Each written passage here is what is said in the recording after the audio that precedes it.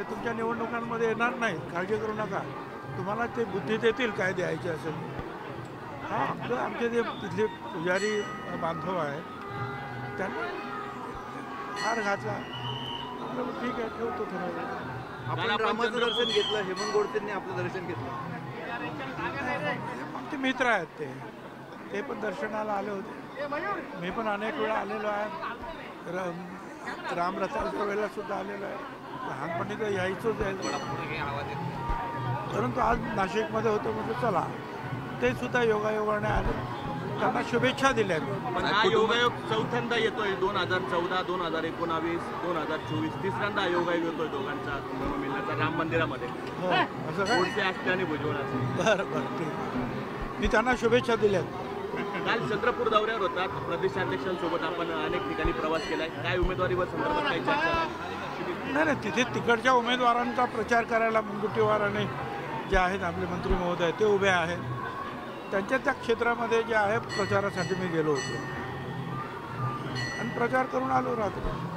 आता आणखी 7-8 ठिकाणी 7-8 दिवस त्यांनी मागितलेले आहेत. ते आता विचार करून आम्ही त्यांना देतो. साहेब, केसरकर आता आले होते, त्यांचं म्हणणं होतं की ही जागा, नाशिकची जागा शिवसेनेला तर ठीक आहे ना. ज्यांना माझं म्हणणं एवढंच आहे की ज्यांना द्यायची असेल ती जागा द्या नाशिकची, पण 20 मेच्या अगोदर निर्णय घ्या. महायुतीची बैठक होती असं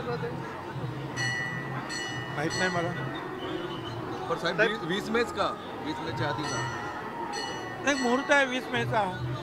त्याच्यामुळे 20 मेच्या अगोदर जर निर्णय झाला तर बरं होईल असं माझं. आपण चंद्रपूरला निर्णय अपेक्षित आहे.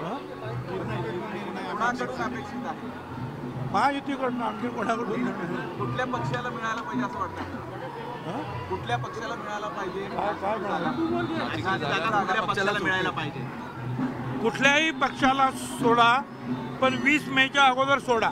साहेब तुम्ही सहकुटुंब आले दर्शनाला, काय हे केले, प्रार्थना केली काय?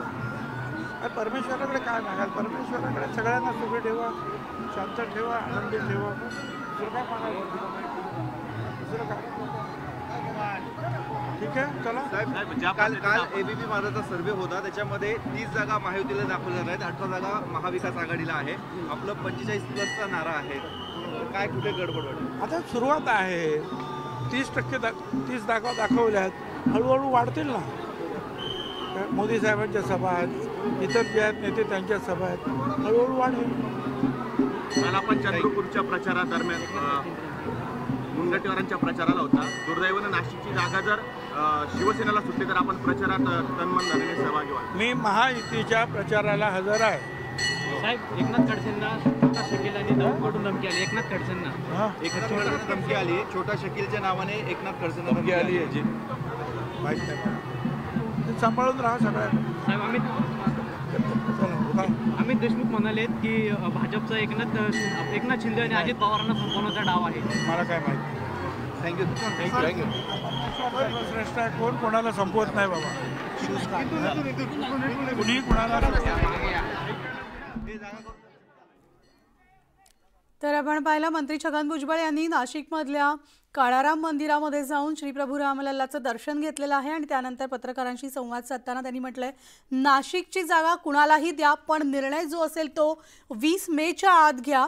नाशिकचा तिढा अजून सुटलेला नाही. नाशिक लोकसभा मतदारसंघाबाबत जो काही निर्णय घ्यायचा आहे तो घ्या, कुणालाही ती जागा द्या, मात्र 20 मेच्या आधी तुम्हाला निर्णय द्या जो काही द्यायचा आहे तो, असं देखील त्यांनी प्रतिक्रिया त्यांनी प्रसारमाध्यमांना दिलेली आहे. आणि 20 मेच का, तर 20 मे हा मुहूर्त असल्याचं सुद्धा त्यांनी म्हटलेलं आहे. तर पाहायचं 20 मेच्या आधी तरी हा मुहूर्त लागतोय का.